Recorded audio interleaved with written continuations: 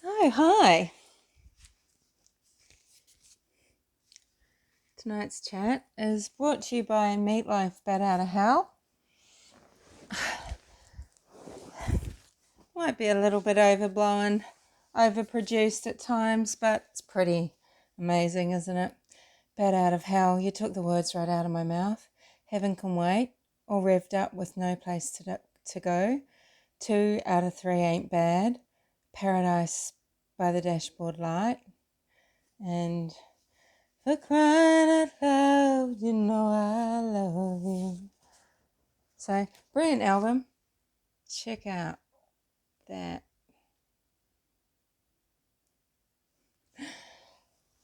I already made this video and then I thought I won't remake it. But I made it and it was too long, and then my washing machine arced up, didn't it? But what I wanted to talk to you about... Okay, so... I can't remember the channel, a little channel that kind of felt like a fishing expedition. And you know how fishing expeditions are named after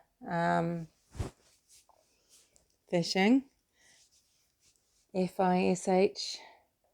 Then you've got P-H-I-S-H.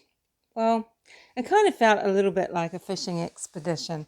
The question was asked, well, you know, where are the Jonestown cults? Where are the Heaven's Gate cults? Do they exist now? Surely not.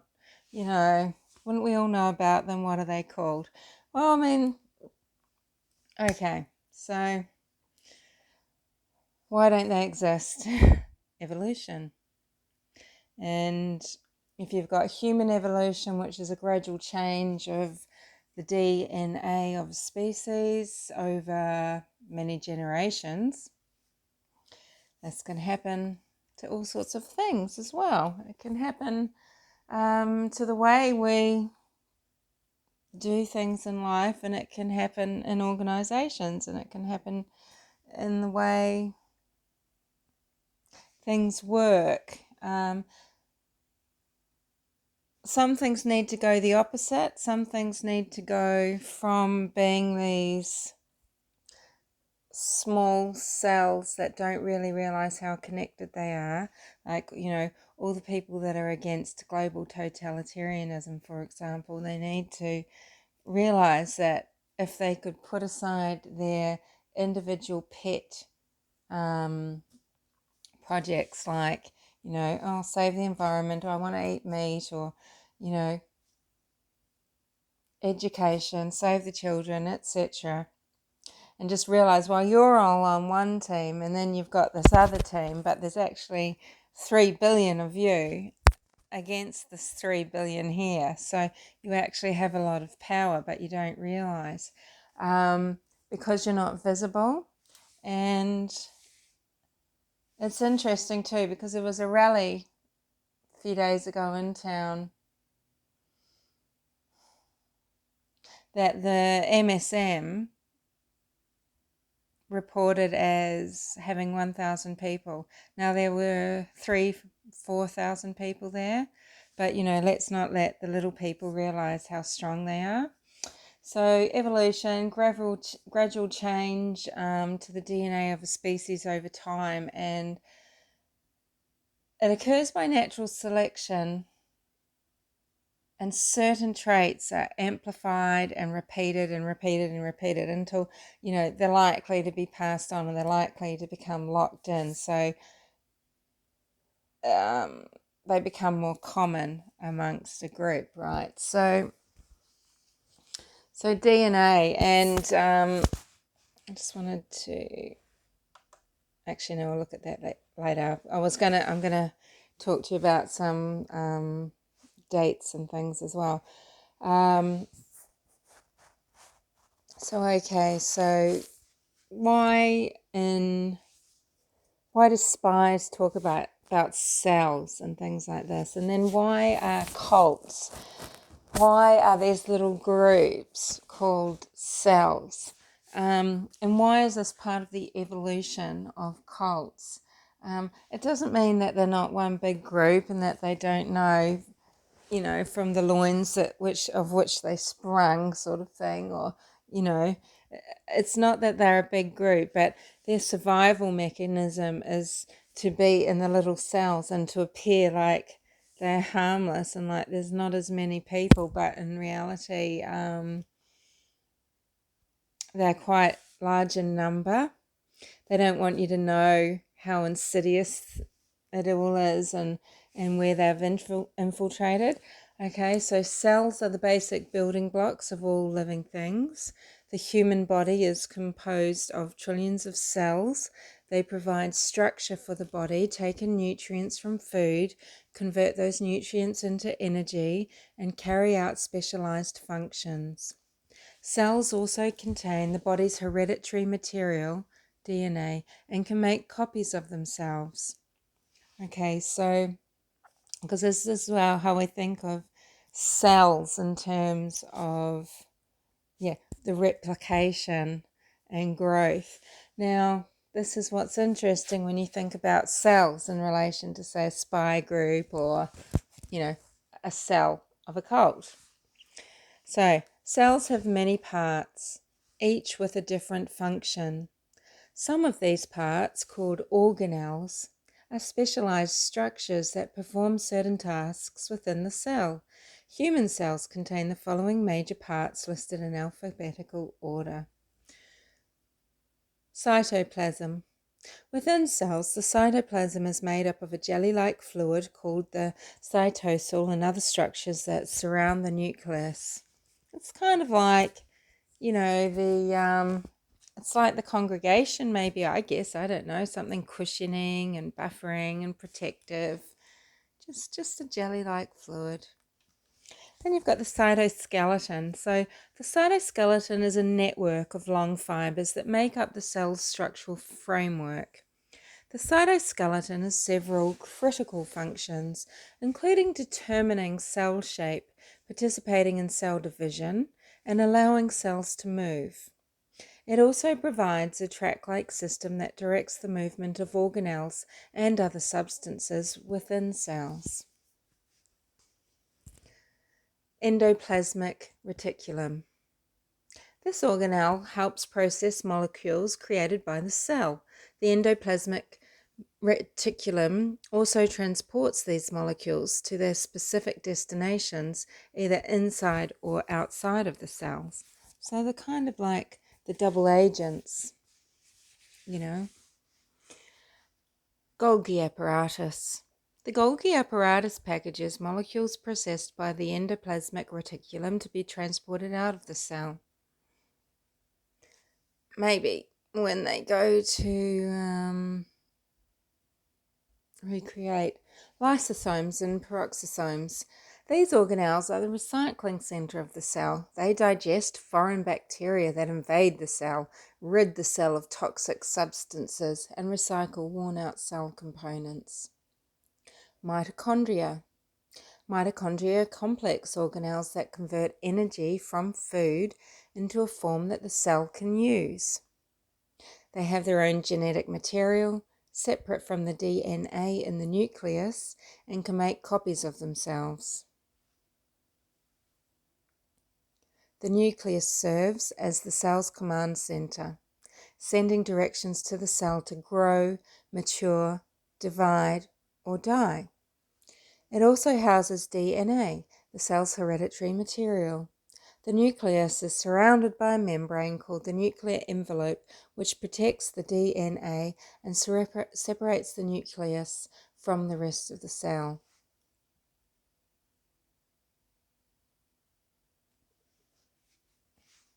Plasma membrane. This is the outer lining of the cell. It separates the cell from its environment and allows materials to enter and leave the cell. Ribosomes. Ribosomes are organelles that process the cell's genetic instructions to create proteins. These organelles can float freely in the cytoplasm or be connected to the endoplasmic reticulum. So, it's really interesting because, there's all the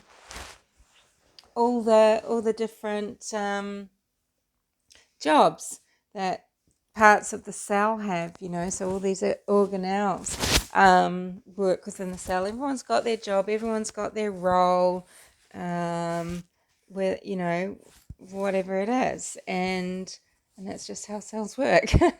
So, and we all know that they're part of an organism which can be just huge. I mean, you can think of the universe is made up of just cells. It could be as big as anything. So, this is why cults are hiding in plain sight these days, because that's how they operate, as in just these smaller groups, which we saw with, Chad and Laurie et al. And then if you got all satanic about it, you can look at the NCJRS, and this is from 1993, this document, but, So the 8 Sabbats of Satanism, or the occult. February the 2nd, Candlemas. In Catholicism, this is the festival of the Blessed Virgin Mary. In other Christian religions, it is the celebration of the presentation of Jesus in the temple. March 21st, that's the vernal equinox. April 30th, Beltane, also known as May Eve. This is a major Celtic festival marked by bonfires and fertility rites. In Christianity, May 1st is the Apostles' Day.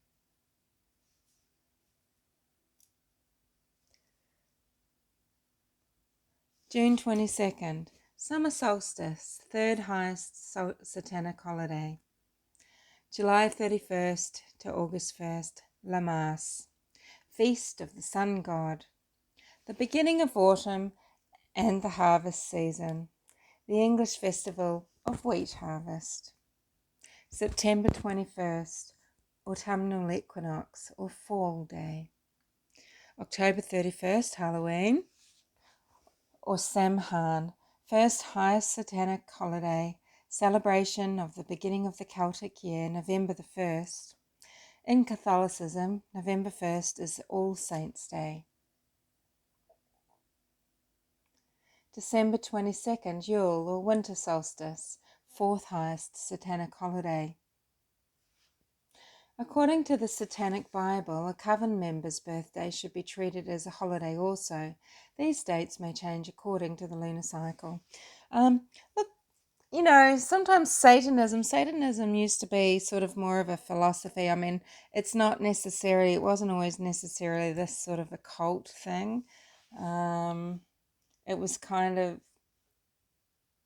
more about logical morality and things like that, I think. But anyway, and then it lists the masses, what the colours mean and everything. But I'll just read you some of these dates, because if you're a conspiracy theorist, which I'm not, you could bring up some dates into, the missing case of Maysville woman Suzanne Morphew. So, May. Well,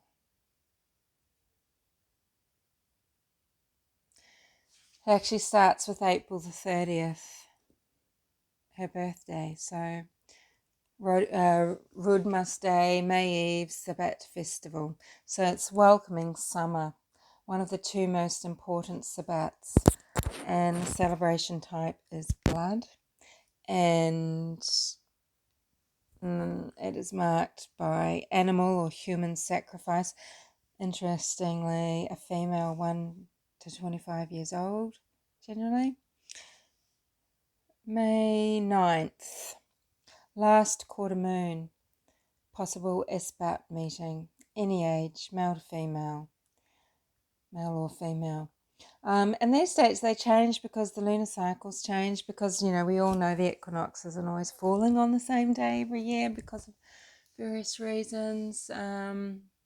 So May 13th, if it's a Friday the 13th, it's a blood and sexual ceremony with sexual orgies and animal sacrifice, any age, male, female. May 13th is also Samhain, old celebration date. I actually think this is supposed to be May the 14th. Old celebration date until the 8th century. And that was any age, male or female. And then May 15th, new moon, Isbat, magic meeting, any age, occult.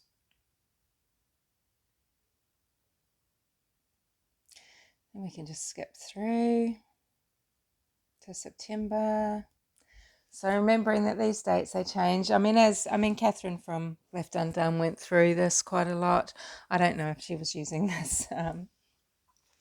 this little paper from the 1993, but that's what I've got. So autumn equinox on September the 22nd, Sabbat festival. Sun crosses the equator, and the days and the nights are of equal length. First day of fall, feast day. So type of celebrations are blood and sexual orgies, oral, anal, vaginal, and animal or human sacrifice, any age, male, female. September 25th, full moon, Esbat magic meeting, celebrated by blood, possible animal sacrifice, any age, male, female. Yeah. So there you go, a few little dates. Esbat working meeting and or magic rituals are held on the moon phase dates. So moon phases are based on the 1988 calendar year. I think that they've worked it out here. Celebration held on the Christian holidays would be done to mock the Christian holiday. Yeah, it's pretty, it's pretty sad. Like, you wonder about Chad and Laurie on that beach in Hawaii. I know there was questions about, was the marriage even real? Would it hold up? Was it legal marriage? Having that ceremony and dressed all in white. That was about their merge, their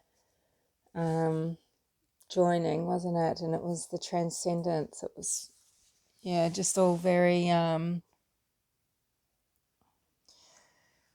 ritualistic, wearing the white and everything, but, making a mockery of institutions and things. I mean, this is, unfortunately always the case. People don't understand history very, very well. I don't think they don't understand really where things come from and how they come about and why you do things. Think of some of the things that you do. Even if you're not religious, some of the weird things that you might say or believe throughout, when you understand where they come from, it's not, it might give you a bit of a fright. Yeah, it might give you a bit of a fright. So thanks for coming to tonight's talk with Meatloaf. He's pretty awesome. Yeah, and there's some great songs on here.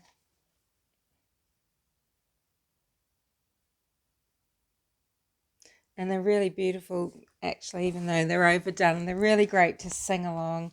They're great to drive along in the car and sing to,